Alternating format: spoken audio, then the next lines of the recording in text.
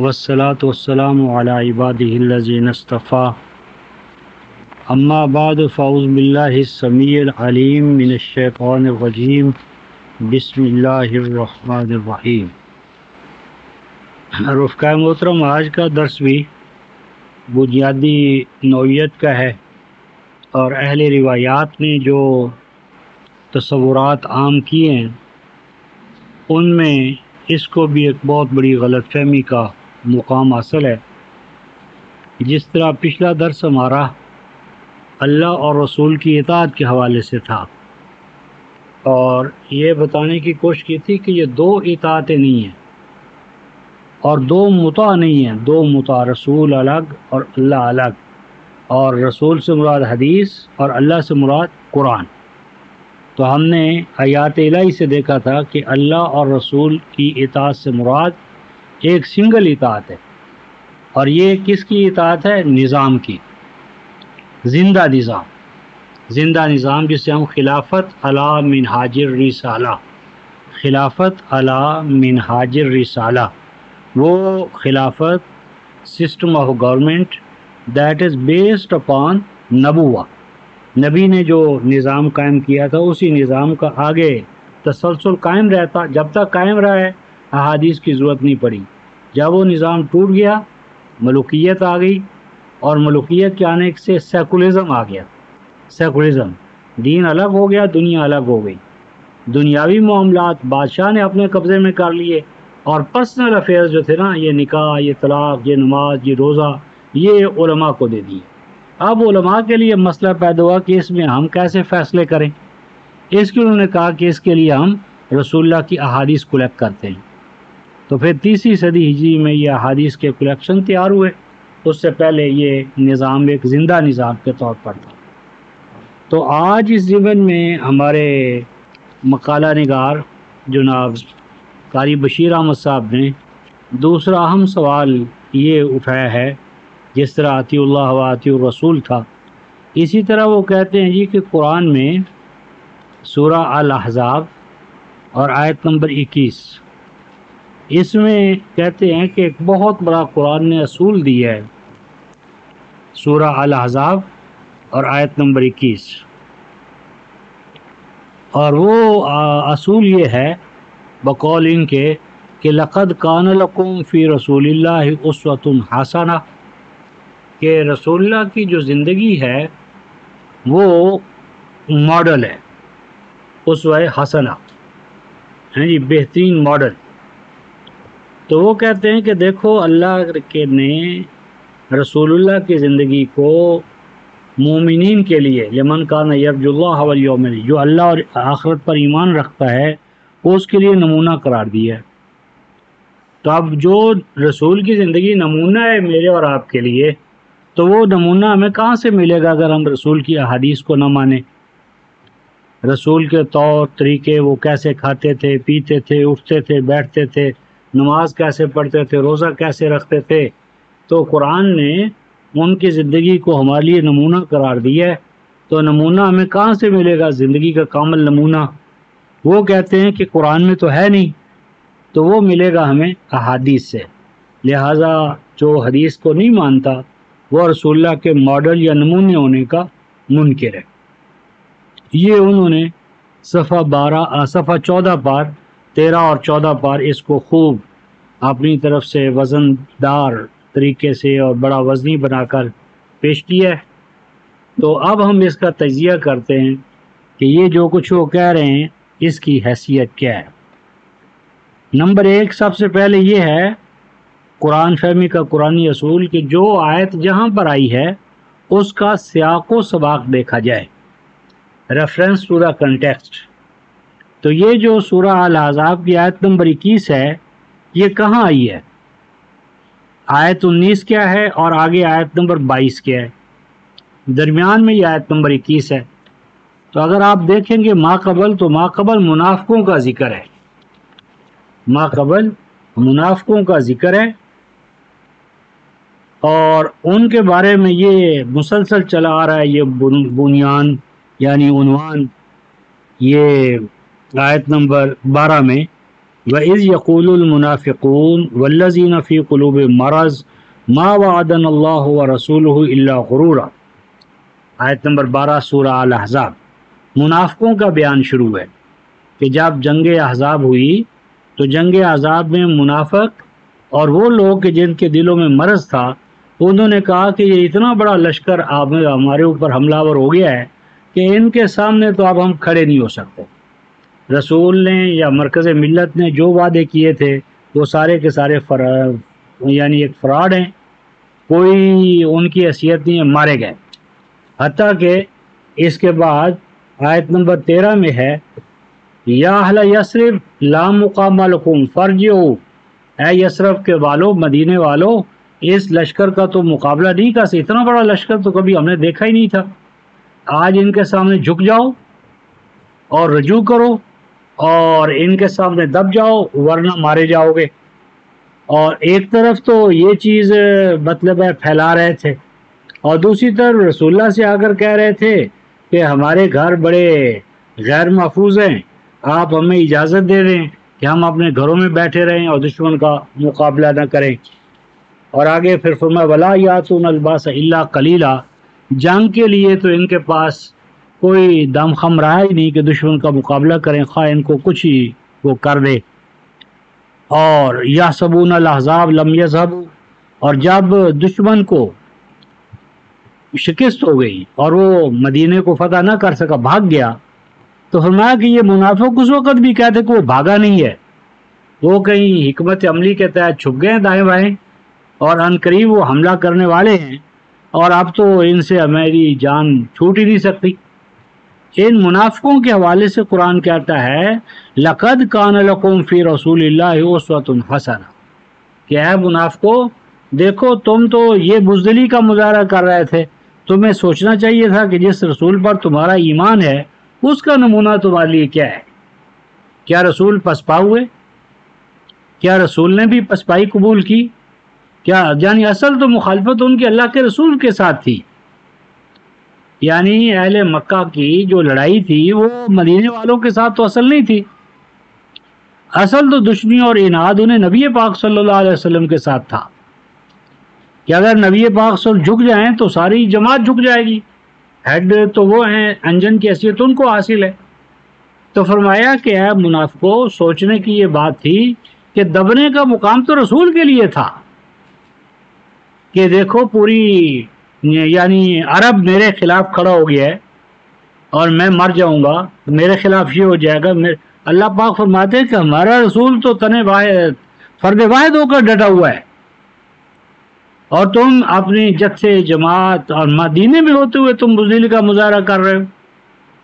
اس کی دلیل یہ ہے کہ یہ تو آیت ہے 21 اور آیت 22 دیکھیں وَلَمَّا رَأَى الْمُؤْمِنُونَ الْأَحْزَابَ قَالُوا هَذَا مَا وَعَدَنَا اللَّهُ وَرَسُولُهُ وَصَدَقَ اللَّهُ وَرَسُولُهُ وَمَا زَادَهُمْ إِلَّا إِيمَانًا وَتَسْلِيمًا۔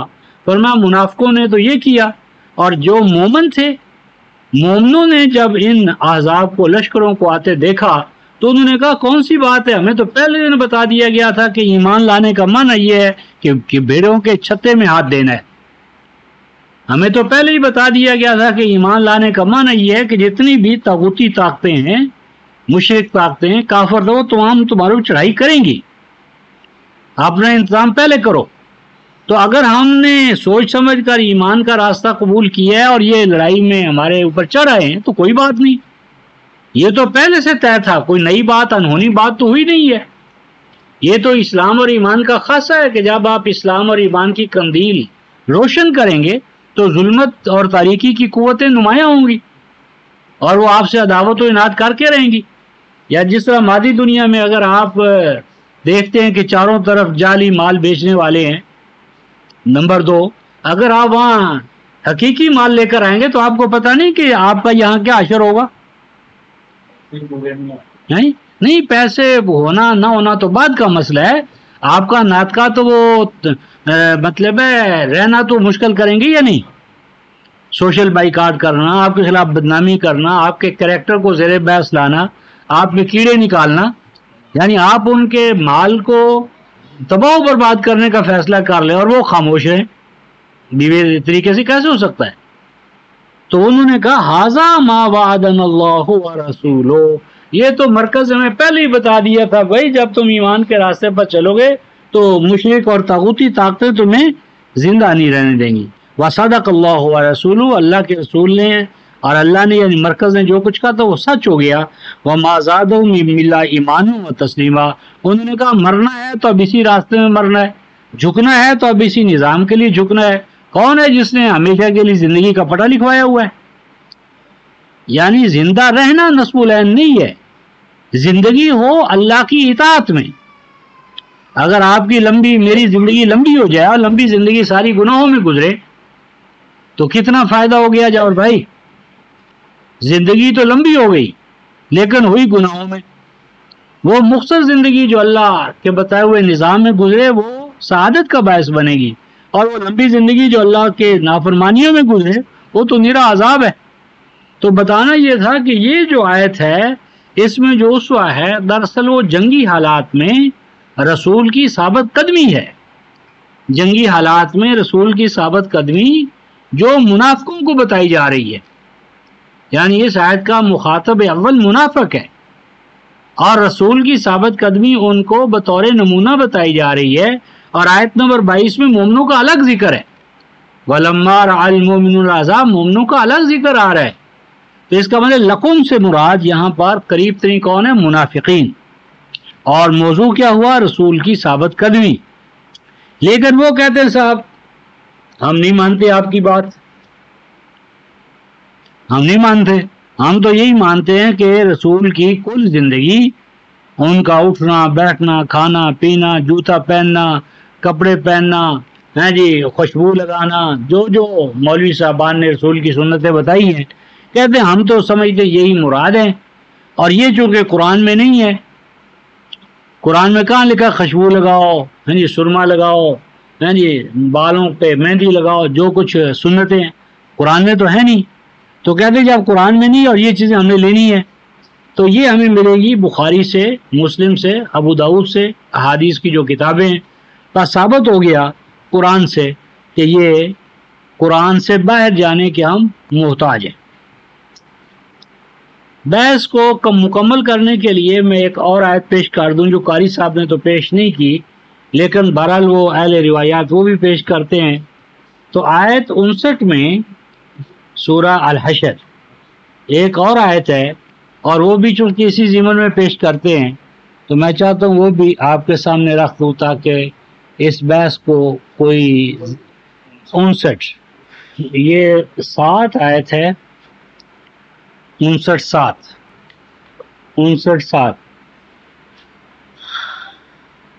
ما آفا اللہ علی رسول من اہل القرى فللہ وللرسول ولذی القربى والیتامى والمساکین وابن السبیل۔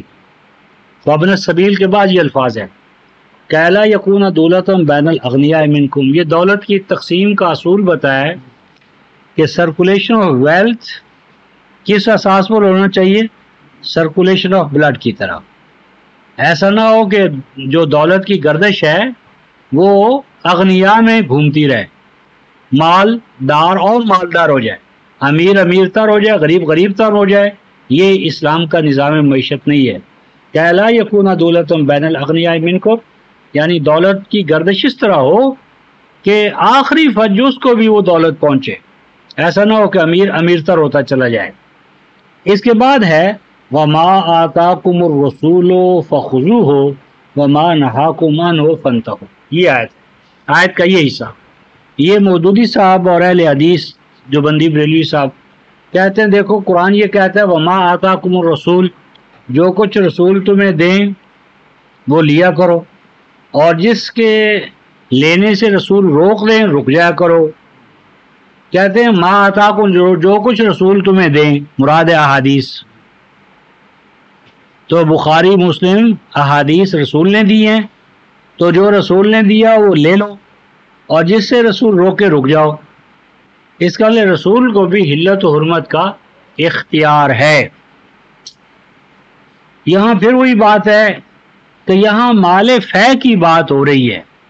مال فے وہ مال ہوتا ہے، اسباب اولاد جائیداد، مال فے، فے ذریعے فے، اور فے کے اوپر جس طرح کہہ نہیں پاتے کہ کاف کے اوپر زبر ڈال کر نا یہ کے اوپر جزم فے. مال فے اس مال کو کہتے ہیں کہ جس پر مسلمانوں نے چڑھائی نہ کی ہو اور وہ علاقہ مسلمانوں کے رعب سے ویسے ہی خالی ہو جائے. ہر وہ مال کہ جس پر آپ نے جنگ نہیں لڑی، مثلا دشمن آمنے سامنے آیا، ہم دشمن کے دشمن ہمارے سامنے اور جنگ ہوئی مثلا، اور دشمن شکست کھا کر بھاگ گیا اور 25 30 کوس تک وہ علاقہ خالی ہو گیا، یعنی اس کے پیچھے جو آبادی تھی وہ خود بخود ہی وہاں سے بھاگ گئی کہ بھئی اب یہ بھی جنگ کا میدان بنے گا، اس سے پہلے کہ یہاں ایکٹیو فائٹ ہو ہم بھاگ گئے. تو وہ علاقہ جو اس طرح خالی ہو جائے تو وہاں کی جو جائیداد ہے اس کو مال فے، اس کو قرآن کہتا ہے کہ وہ تقسیم نہیں ہوگی، یہ تمام جائیداد بیت المال میں ہوگی، اور بیت المال میں یہ ملت کے مقاصد کے لیے خاص رہے گی. اور ملت میں جو یتامہ، مساکین، مسافر، طلباء یعنی ویلفیئر فنڈ، وہ ویلفیئر فنڈ میں رہے گی، افراد کی ذاتی ملکیت وہ نہیں ہوگی.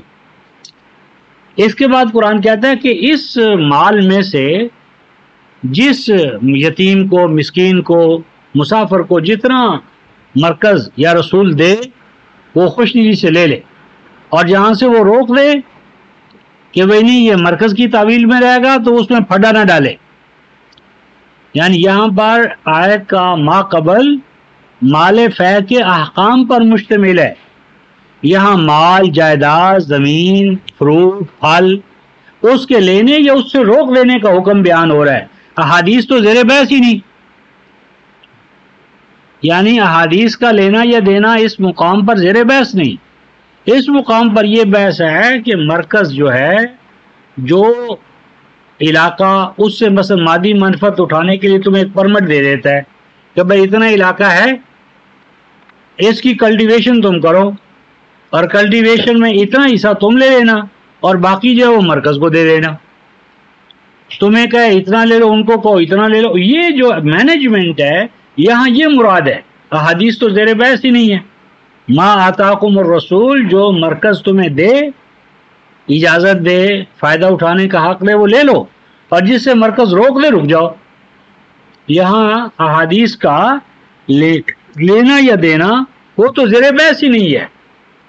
تو یہ احادیث کا زیر بحث ڈالنا یہی دراصل موضوع کو الجھن میں ڈالنا ہے، الجھانا ہے. یہ آیت ہم نے خود پیش کی ہے، قاری صاحب نے پیش نہیں کی.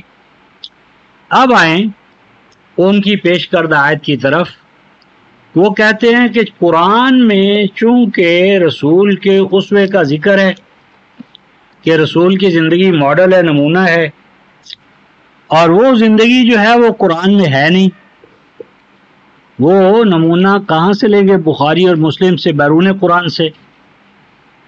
یہ جو تصور ہے کہ قرآن میں رسول کا اسوہ نہیں ہے، ہم اس کو نہیں مانتے، اور نہ ماننے کے حوالے سے بات کو آگے چلاتے ہیں.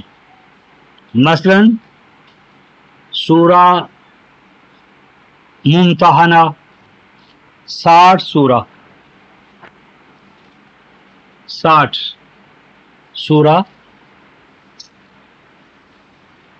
60 سورہ اور 4th آیت آگئی. قد کانت لکم اسوۃ حسنہ فی ابراہیم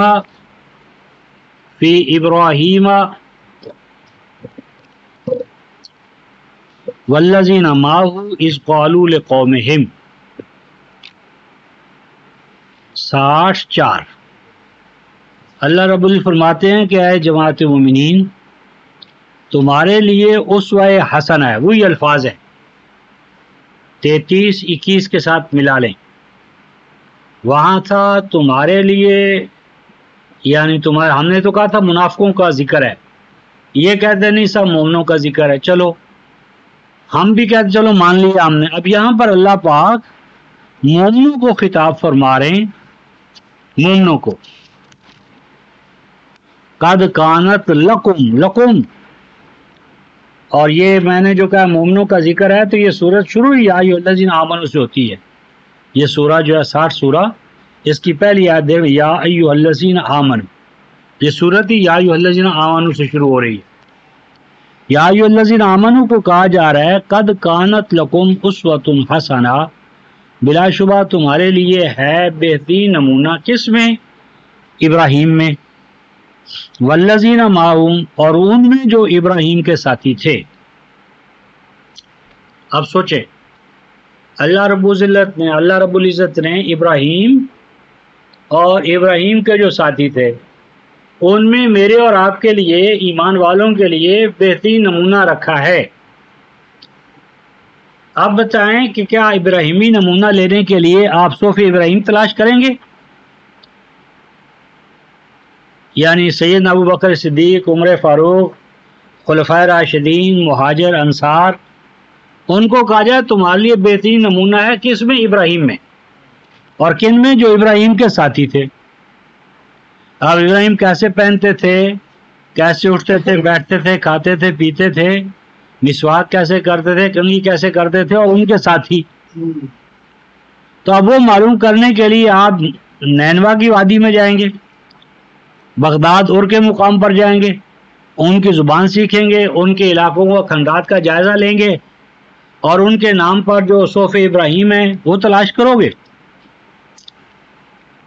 کیونکہ قرآن میں تو ہے نہیں ابراہیم کو اسوہ بقول تمہارے. جس طرح کی 33-21 میں رسول اللہ کو اسوہ قرآن میں تو ہے نہیں, وہ تو ملے گا کہاں؟ احادیث میں. اسی طرح ہم پوچھتے ہیں کہ ابراہیم اور ابراہیم کے جو ساتھی تھے ان کا اسوہ تم تلاش کرنے کے محتاج ہو, مومن ہو تو. اب وہ بتاؤ کہاں سے تمہیں ملے گا؟ قرآن میں ملے گا یا قرآن میں نہیں؟ اگر قرآن میں نہیں تو بتاؤ پھر کہاں جاؤ گے؟ اس کے ساتھ آیت نمبر 6 بھی دیکھ لیں. آیت نمبر 6 اسی سورہ ممتحنہ کی 60 کی. لقد کان لکم فیہم اسوۃ حسنہ لمن کان یرجو اللہ والیوم الآخر.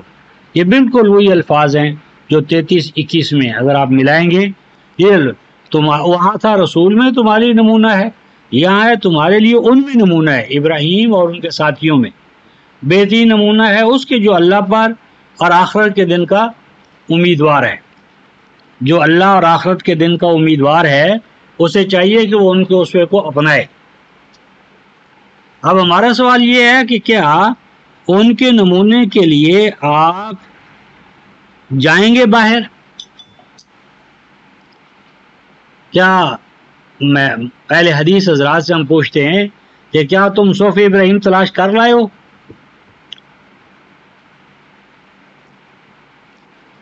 اگر تم صوف ابراہیم تلاش نہیں کرتے جن کا ذکر قرآن میں ہے تو بخاری اور مسلم کا تو قرآن میں ذکر ہی نہیں, ان کے تم کیوں محتاج ہمیں قرار دیتے ہو؟ 6:89 سورہ الانعام آیت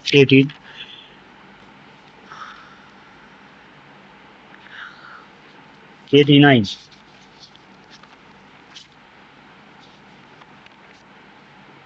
یہاں اللہ رب العزت نے کم از کم 19 نبیوں کا نام لیا ہے.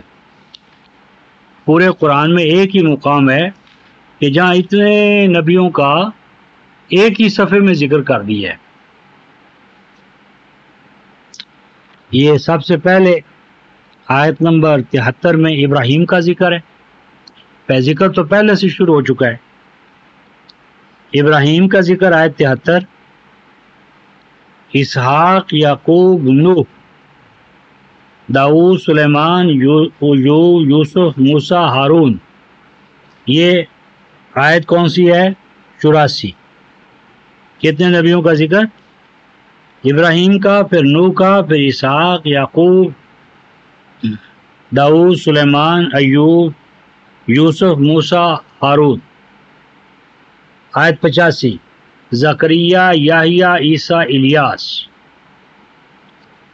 ابراہیم، نوح 2، اسحاق 3، یعقوب 4، داؤد 5، سلیمان، ایوب، یوسف، موسیٰ، ہارون 10، زکریا یحییٰ عیسیٰ الیاس، اسماعیل، الیسع، یونس، لوط۔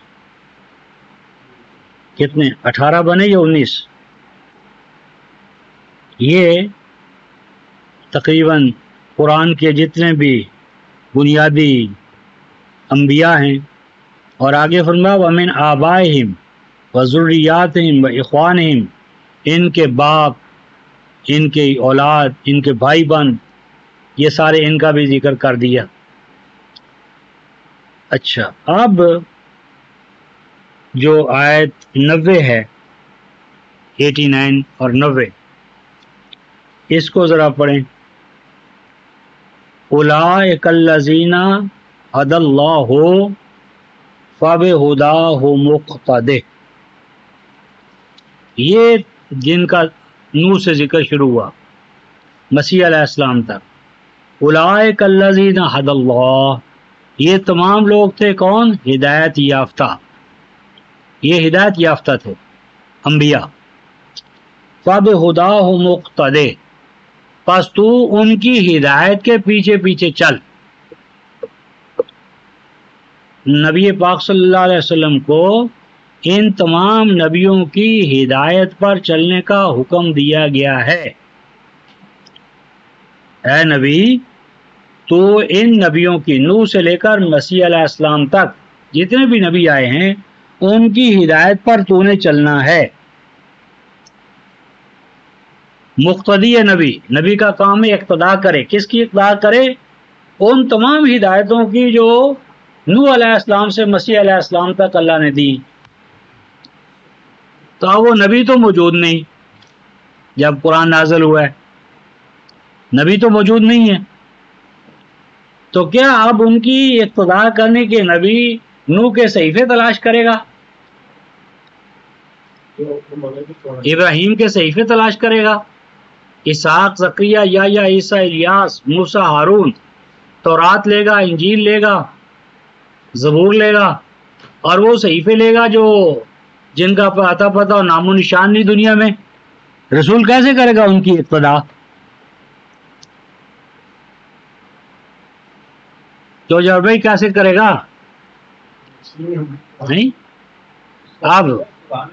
اب یہ دیکھیں آیت نمبر یہ جو ہے 87 غالباً یا 88 ہے، ذالک ھدی اللہ یہدی بہ من یشاء من عبادہ، یہ قرآن پوری ہدایت ہے، یہ قرآن کے اندر وہی ہدایت ہے جس ہدایت سے اللہ پاک نے تمام نبیوں کو ہدایت دی، یعنی ان نبیوں کو بھی ہدایت ملی قرآن سے، اگرچہ قرآن کا لفظ اور قرآن کی زبان نہیں تھی، یہ قرآن عربی میں ہے، وہ جو قرآن ہے وہ ان کے اپنی زبانوں میں آیا، تو وہ بھی قرآن ہی تھا، یعنی یہی قرآن موسیٰ کی ہدایت کا، یہی قرآن نوح کی ہدایت کا، یہی قرآن زکریا، عیسیٰ، یحییٰ، ان تمام کو ہدایت دینے والا یہی قرآن ہے۔ پس اس قرآن کے ہوتے ہوئے میں تورات کی ضرورت نہیں، انجیل کی ضرورت نہیں، زبور کی ضرورت نہیں، تو جس قرآن کے ہوتے ہوئے اللہ کے نازل کردہ زبور، انجیل اور تورات کی ضرورت نہیں ہے، اس کے ہوتے ہوئے کیا انسانوں کی لکھی ہوئی کتابوں کے ہم محتاج ہیں؟ یعنی قرآن آ جانے کے بعد تورات و انجیل کی گنجائش نہیں، جو خدائی کلام ہے، تو کیا ایسے کلام کے آ جانے کے بعد انسانوں کی جمع کردہ روایات کے ہم محتاج ہیں؟ عجیب بات ہے، یعنی قرآن کے آ جانے کے بعد تورات تو کھڑی نہ رہ سکے، انجیل نہ رہ سکے، زبور نہ رہ سکے، صحف انبیاء نہ رہ سکیں، اور یہ انسانوں کی 250 سال کے بعد کی لکھی ہوئی کتابیں ہم مجبور ہو جائیں۔ وہ تو اگلی سٹیج ہے، ابھی ہم لیتے ہیں۔ یعنی مطلب تو یہ ہوا کہ قرآن کے ہوتے ہوئے تورات و انجیل کی ضرورت نہیں، تو جب تورات و انجیل کی ضرورت نہیں تو انسانوں کی لکھی ہوئی کتابیں جو ہیں وہ کس طرح ہم ان کے محتاج ہوں گے؟ اب اس کے بعد اگلی بات یہ کہ اس کیوں ضرورت نہیں؟ اس لیے کہ قرآن کے اندر تورات ہے، قرآن کے اندر انجیل ہے، قرآن کے اندر وہ تمام کتابیں ہیں جو انبیاء کو اللہ پاک نے وقتاً فوقتاً تھوڑی تھوڑی کر کے دی تھی۔ مثلا قرآن صرف ایک کتاب نہیں ہے، قرآن صرف ایک کتاب نہیں ہے۔ 98 سورہ البینہ،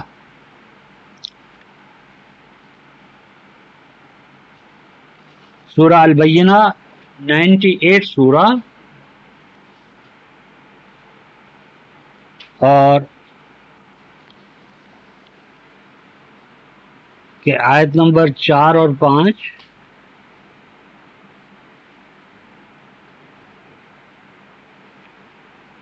یہ 2 اور 3،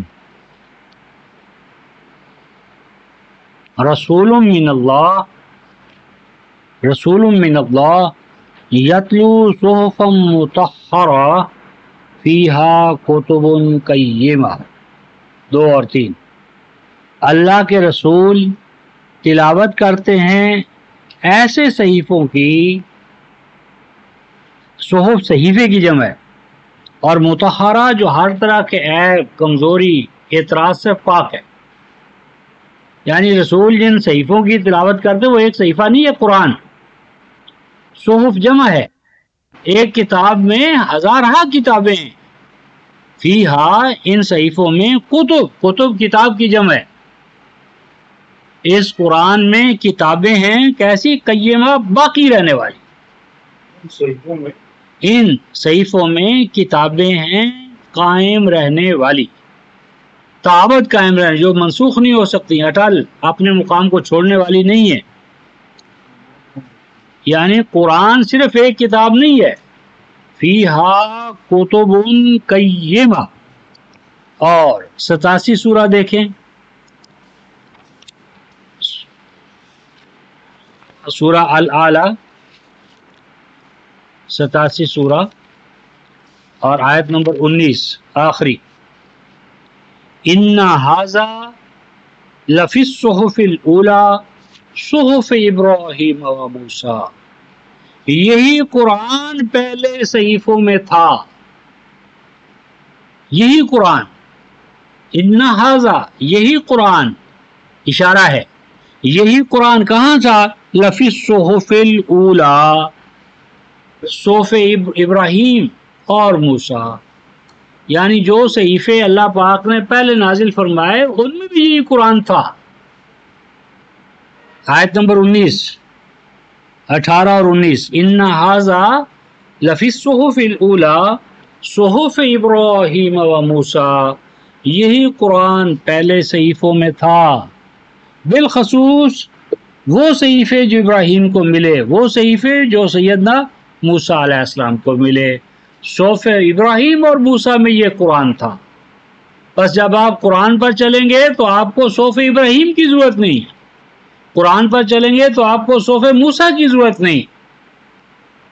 قرآن اپنی ذات میں ایک مستقل دستور حیات ہے۔ ہاں، تو قرآن جو ہے وہ جو اصول دیتا ہے یہ وہی اصول ہیں جو موسیٰ کو ملے، یہ وہی اصول ہیں جو ابراہیم کو ملے، تمام انبیاء انہی اصولوں کو لے کر آئے تھے۔ بلکہ عجیب بات قرآن کہتا ہے 20:133 میں کہ انبیاء کو جو اللہ پاک نے الگ الگ دلائل دیے، ایک دلیل موسیٰ کو ملی، ایک مسیح کو ملی، ایک وقت جتنی ذہنی سطح تھی لوگوں کی، کیونکہ اس نبی کا کام استاذ ہے، استاذ بچے کی ذہنی سطح کے مطابق بات کرتا ہے۔ اگر آج کی ذہنی سطح کی بات موسیٰ علیہ السلام کرتے یا ابراہیم کا، وہ ذہنی انسانی ارتقا پذیر ہے، تو قرآن نے یہ کہا ہے انبیاء کو وقتاً فوقتاً جو الگ الگ دلیلیں دی جاتی رہیں وہ تمام دلائل قرآن میں یکجا کر دیے گئے۔ 20:133 کیا ہے؟ بینۃ ما فی الصحف الاولی،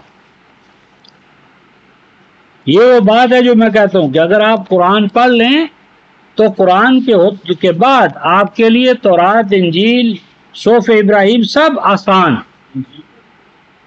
جتنے بھی اللہ پاک نے پہلے صحیفے نازل فرمائے، ہاں وہ سب، ان سب کے دلائل اس قرآن میں اکٹھے کر دیے گئے۔ یہ ہو کیا ہے، آیت 133 ہے،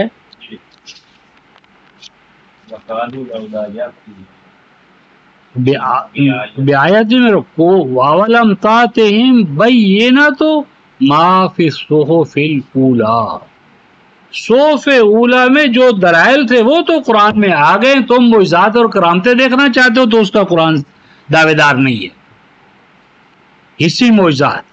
حصی معجزات سے مت مار کر تم چاہتے ہو کہ تمہیں قائل کیا جائے، قرآن یہ نہیں، قرآن بینہ سے بات کرے گا، لیہلک من ہلک عن بینہ، موت و حیات کے فیصلے دلائل کی بنیاد پر، انبیاء ما سبق کے تمام دلائل قرآن میں محفوظ ہے۔ تو قرآن ایک سنگل کتاب نہیں ہے، انبیاء ما سبق کو اللہ پاک نے الگ الگ جو دلائل دیے، احکام دیے، حکمتیں دی، کتابیں دی، وہ تمام کی تمام قرآن میں یکجا کر دی گئی ہیں۔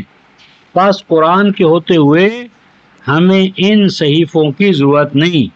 تو جب قرآن کے ہوتے ہوئے ہمیں ان صحیفوں کی ضرورت نہیں ہے تو باقی کیا رہ گیا؟ اب اس کے بعد ایک اور بات جو قاری صاحب نے تو نہیں کہی، میں آپ سے کہتا ہوں،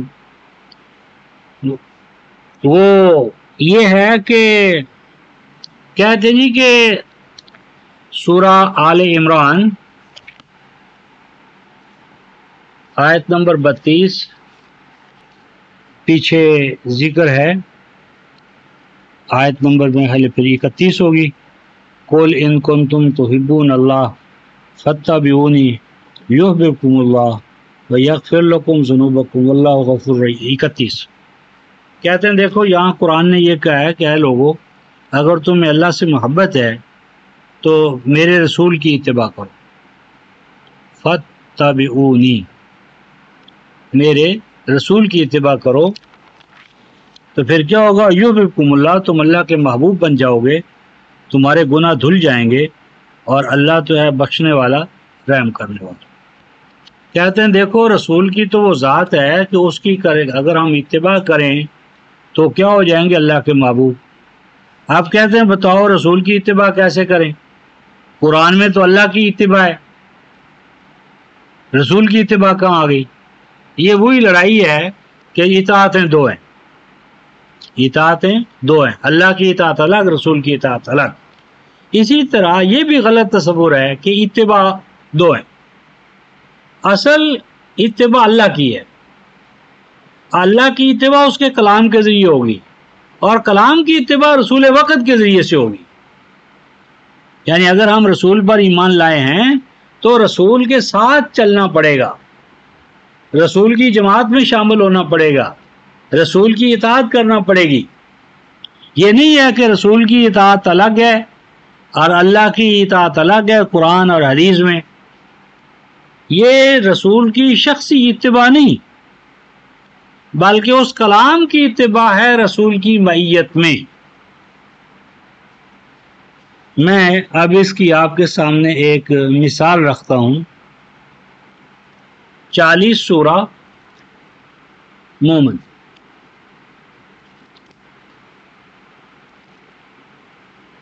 40 سورہ المومن اور آیت نمبر 28، وَقَالَ رَجُلٌ مُؤْمِنٌ مِّنْ آلِ فِرْعَوْنَ يَكْتُمُ ایمانہ، 28۔ یہ رجل مومن موسیٰ پر ایمان رکھتے تھے لیکن ایمان کو چھپایا ہوا تھا۔ تو رجل مومن کس کے مومن تھے؟ موسیٰ علیہ السلام کے۔ تو موسیٰ علیہ السلام کی موجودگی میں اب وہ پارلیمنٹ میں ان کو جب وہ موسیٰ کے مقابلے میں فرعون نے سازش کرنا چاہی تو اس کے مقابلے میں وہ کھڑے ہو گئے۔ تو اس دوران انہوں نے جو خطاب کیا، اس خطاب کی آیت نمبر 38 ہم لے رہے ہیں۔ کہ انہوں نے کہا کہ اے میری قوم تم کیا کرو، اے میری قوم تم میری اتباع کرو. وقال الذی آمنا یا قوم اتبعون اہدکم سبیل الرشاد. اے میری قوم تم میری اتباع کرو، مجھے فالو کرو، میں تمہیں سبیل الرشاد تک پہنچاؤں گا. اب کیا مانا کہ کیا موسیٰ علیہ السلام کی موجودگی میں اس رجل مومن کی اتباع واجب ہو گئی؟ کیوں جاور بھائی؟ رجل مومن اپنی اتباع کروا رہا ہے یا انہیں کہہ رہا ہے جس طرح میں مومن بن گیا ہوں تم بھی میرا نمونہ اپناؤ، جس طرح میں تمام خطرات کے باوجود، دیکھو پوری پارلیمنٹ میں کھڑا ہوں، تھوڑی دیر میں میرا کیا انجام ہوتا ہے اللہ ہی جانتا ہے.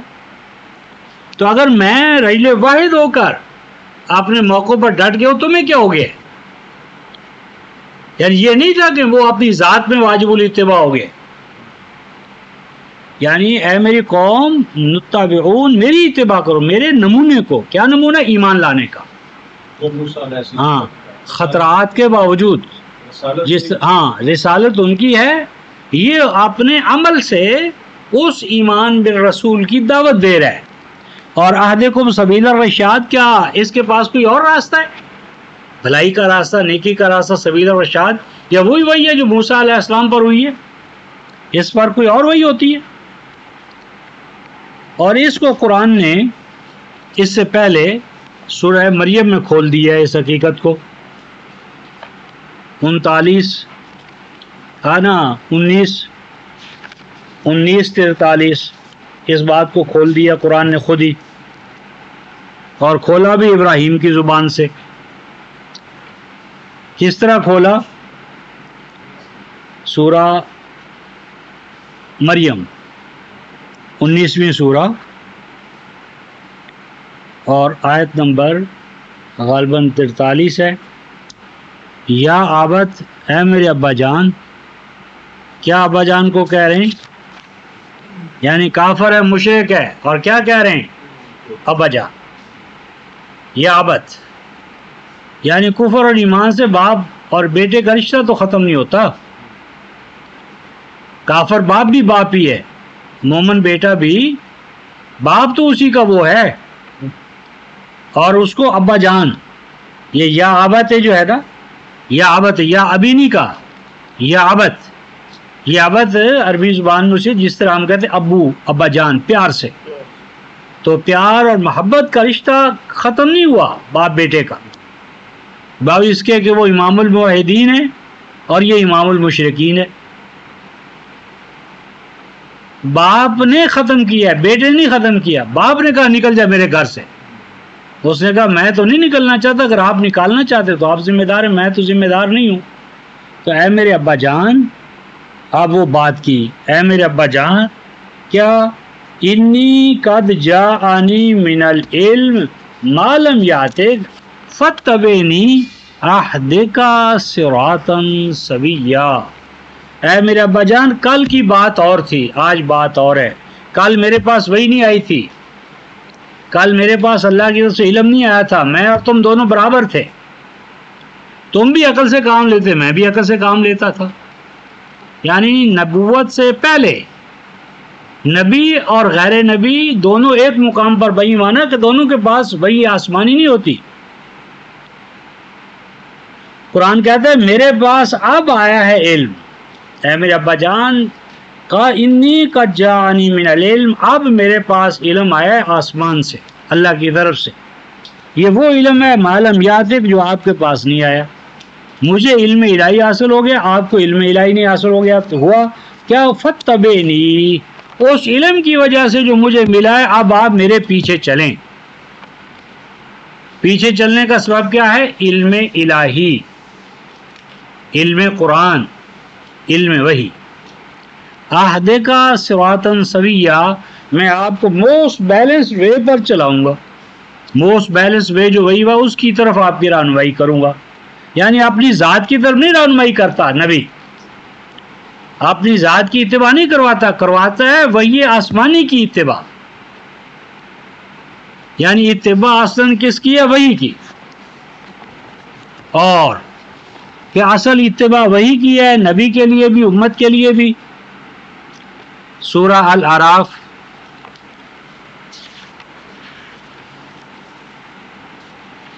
سورہ الاعراف پہلی اور دوسری آیت دیکھیں، 7ویں سورہ. الف لام میم صاد کتاب انزل الیک، اے امین لین القلب مرسل محمد صادق الوعد صادق القول صادق الفعل، یہ گراں قدر دستور حیات کی جسے ہم نے آپ کی طرف نازل کیا ہے، پس اس کے پہنچانے میں آپ کو کوئی تنگی محسوس نہ کرنا چاہیے، یہ تمام اہل ایمان کے شرف و مجد کا ضامن ہے. پس اے اہل ایمان اتبعوا ما انزل الیکم من ربکم، پیچھے پیچھے چلو اس وحی کے جو نازل کی گئی ہے تمہاری طرف تمہارے رب کی طرف سے. ولا تتبعوا من دونہ اولیاء، اور اس وحی قرآن سے ہٹے ہوئے جو بھی ولی ہیں، کتابیں نہیں کہا کیونکہ کتاب تو نہیں بولتی. بخاری خود تو آ کر وکالت نہیں کرتی. بخاری کا تو کسی کو بخار ہوگا تو وہ آپ کے پاس آ کر اس کی وکالت کرے گا. وہ اولیاء ہیں کہ جن کی اتباع نہیں کرنی، یعنی اللہ کی کتاب سے ہٹے ہوئے جو اولیاء ہیں ان کی بات نہیں ماننی. فرمایا قلیلا ما تذکرون، اگر تم نے وہی قرآن کو پا لینے کے بعد قرآن کی اتباع کرنے کی بجائے ان اولیاء کی اتباع کی، سمجھا جائے گا تم نے تو قرآن سے کوئی فائدہ اٹھایا ہی نہیں، قرآن سے تم مستفید ہوئے ہی نہیں.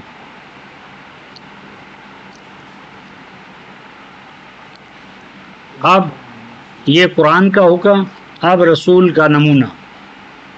قرآن سے آگے رسول کا نمونہ کیا ہے اس مسئلے میں، تو وہ ہے سورہ الانعام آیت نمبر 50.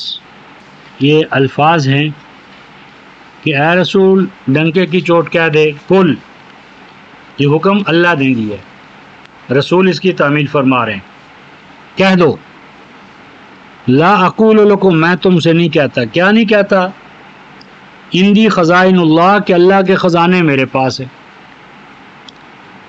ہمارا شاعر تو کہتا ہے اللہ کے پلڑے میں وعدت کے سوا کیا ہے، جو کچھ لینا ہے لے لیں گے محمد سے.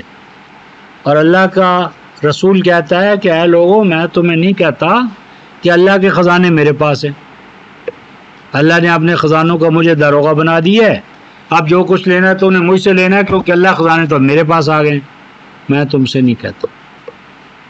نمبر 2 ولا عالم الغیب، اور میں تم سے نہیں کہتا کہ میں عالم الغیب ہوں، آنے والے کل کو جانتا ہوں، یہ ہوگا یہ نہیں ہوگا، میں نہیں کہتا. نمبر 3 اور میں تم سے نہیں کہتا کہ میں فرشتہ ہوں، کھاتا نہیں پیتا نہیں، مجھے کوئی حاجت نہیں، میں فوق البشر ہوں، میں نور من نور اللہ ہوں. میں تم سے یہ نہیں کہتا. یہ 3 چیزیں نہیں کہتا. خزانے میرے پاس نہیں، غیب میرے پاس نہیں، میں فوق البشر نہیں. یہ 3 باتیں جو میں نہیں کہتا. اور آج مولوی تینوں کہتا ہے.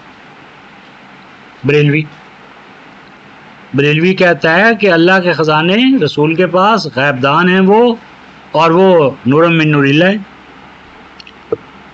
یہ 3 تو چیزیں ہیں میں نہیں کہتا.